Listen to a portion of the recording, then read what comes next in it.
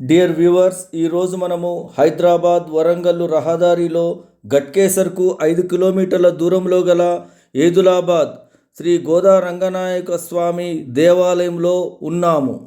ఈ దేవాలయము సుమారు 600 సంవత్సరముల చరిత్ర కలిగి విశిష్టతను సంతరించుకున్నది. శ్రీ అప్పల దేశికాచార్యుల వారి స్వప్న ఫలితముగా ఇక్కడ అమ్మవారు వెలిసిన గోదా రంగనాయక స్వామి క్షేత్రము. ఈ ప్రాంతము పూర్వము రాయపురముగా పిలిచేవారు. మొదట ఈదుల్ ఆబాద్గా ఉండేది. తిరువనంతపురం నివాసి అయిన శ్రీనివాస దేశికులు అలువేలమ్మ భార్యాభర్తలు. అలువేలమ్మ గర్భము దాల్చిన కొద్ది కాలానికి శ్రీనివాస దేశికులు మరణించినారు. తర్వాత ఆమె తండ్రి విల్లువుత్తూరులో ఉండుట చేత అక్కడకు చేరినది. అక్కడ ఆమె ఒక మగపిల్లవానికి జన్మనిచ్చినది. సోదరులు బాగా చూడకపోవుట చేత పుత్రునిని తీసుకుని దేశాటన చేస్తూ రాయపుర గ్రామానికి చేరుకొన్నది. ఆ గ్రామంలో ఆంధ్ర వైష్ణవులలో ఇంటిలో నివసించసాగిరి. తదుపరి కాలంలో అలువేలమ్మ కుమారుడు అప్పల దేశికులు భక్తి విశ్వాసాలు కలవాడుగా పెరిగినాడు. ఇప్పుడు ఇక్కడ మనము చూస్తున్న ప్రదేశము గరుడాద్రి స్థలము. అక్కడ క్రూరముగాలు సర్పాలతో అతి భయంకరముగా ఉండుటచే దేశికుల వారు భయపడిపోయినారట. అప్పుడు గోదా అమ్మవారు, నీవు స్నానము ఆచరించి వచ్చే వరకు ఈ అడవి, ఈ క్రూరముగాలు సర్పాలు ఏమీ ఉండవని చెప్పినదట.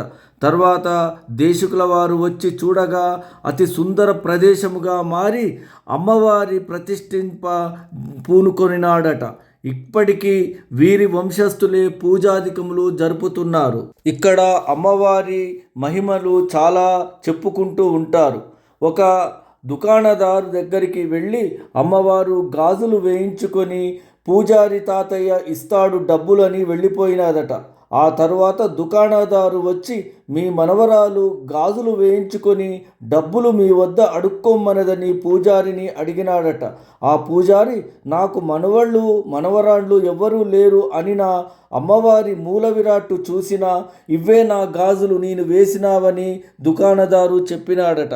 ఇప్పటికీ భక్తులు గాజులు సమర్పించుకోవడము ఇక్కడొక ఆనవాయితీ. ఇక్కడ మనము చూస్తున్న వేణుగోపాల స్వామి మందిరము చిన్న గుడి ఏర్పాటు చేసుకొని అందులో ఆండాళమ్మవారిని ప్రతిష్ఠించి పూజలు చేయ ఆరంభించినారు. ఈ గర్భగుడి బాగా లేదని, కాళ్ళు కూడా చాపుకోవడానికి వీలుగా లేదని అమ్మవారు అనినా అనువైన ప్రాంతంలో ప్రతిష్ఠింపమని అడిగినాదట అమ్మవారు. కావున పడమరగల గరుడాద్రి అనే స్థలంలో ప్రతిష్ఠింపమని అమ్మవారు కోరినాదట.